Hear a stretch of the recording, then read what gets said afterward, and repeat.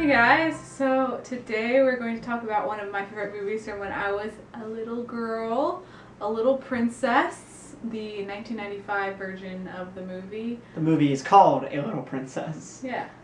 You said when I was a little girl, and then you said A Little Princess. Well, all girls are princesses. No quoting. Again, I'm Arcy here again. He's my boyfriend who doesn't read. I'll forever be known as the boyfriend who doesn't read. Basically. Great. And he's going to look at the movie from a perspective of someone who has not read the book, and I will look at the movie as a perspective from someone who has read the book. A Little Princess was a book by Frances Hodgson Burnett, long name, and it's about a girl named Sarah Crewe, whose father is super rich, and she grew up in India. Her mother's been dead since, I guess, before she was born. Before she was born. But pretty soon after she was born, I guess. I thought it was. I essentially got the idea that it was childbirth. It could have been from childbirth. The movie. And so she's raised by her super wealthy father in India. She's really smart and kind and a good person, you know. Father ends up sending her to boarding school. In the movie, it's in New York, where her mother went to school, and then he ends up going, and this is in the movie, the book's a little different, and he ends up going to fight in World War I and passes away and somehow loses all his money, and then so Sarah Crewe is left penniless, relationless, so the kind of mean headmistress of the boarding school she's in decides that she is going to turn her into a little servant girl and make her do a whole bunch of cleaning and stuff and live in an attic that doesn't have fireplace and break her spirit. And basically try to break her spirit because she's, has one of those unbreakable spirits. And I guess Miss Minchin, the evil headmistress, just doesn't like unbreakable spirits.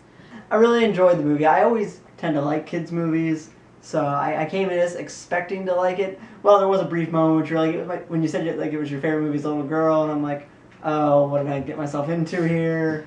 And I'm not really usually a big fan of like period piece movies, so that had a knock against it. But overall, I was, like I said, I like kids movies, so I got into it pretty quickly. And yeah, Sarah, I really liked her character, and I like when they show characters back in previous ages or in previous time frames, not acting like all the other people in that time frame, like being nice to the servant girls and making friends with the outcasts and just things that if you hear about stuff from that time frame, you don't necessarily think might happen. And then I also enjoyed the story. I loved what was his name? Ram Dass.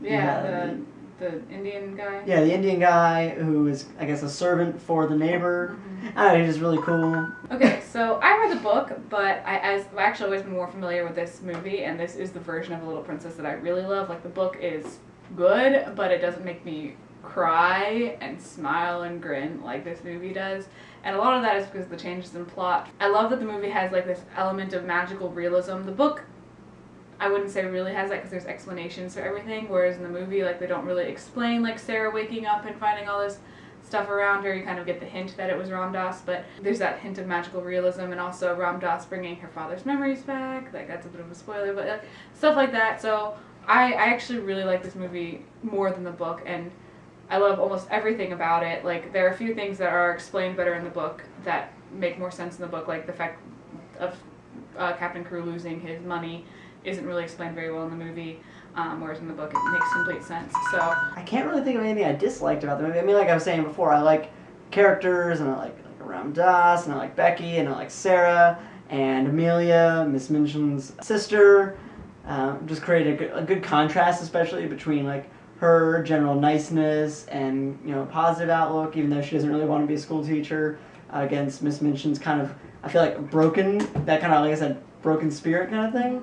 Like, I feel like Miss Minchin wants to make Sarah feel bad because she feels bad, general bullying psychology, so to speak. But yeah, I didn't really have a huge thing that I disliked about the movie. I just really liked all the characters and felt everything really meshed well together. I thought this was a good pick. So like I said, I pretty much loved everything about this movie. Probably my favorite scene is the one where Miss Minchin catches Sarah with the girls in a room and they're bowing to Ram Dass, and she comes in and is all angry that all the girls are there and threatens not to give her meals the next day. Well, decides not to give her meals the next day, and she like tells her that she's not a princess. Look around you. You live in an attic, and the camera kind of pans and like shows like Miss Minchin getting bigger than Sarah, and then Miss Minchin and then Sarah getting shorter, and then like it completely switches when Sarah starts saying things like "I am a princess, all girls are," and kind of pans the opposite way. So I feel that scene always gives me goosebumps and makes me cry. And also the final scene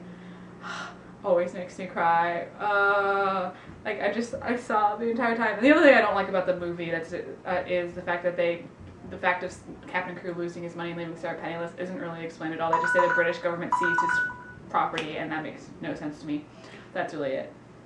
Though you said your explanation is that he probably made a bad investment. Because that's what happened in the book. He invested in diamond mines, and the diamond mines didn't work out.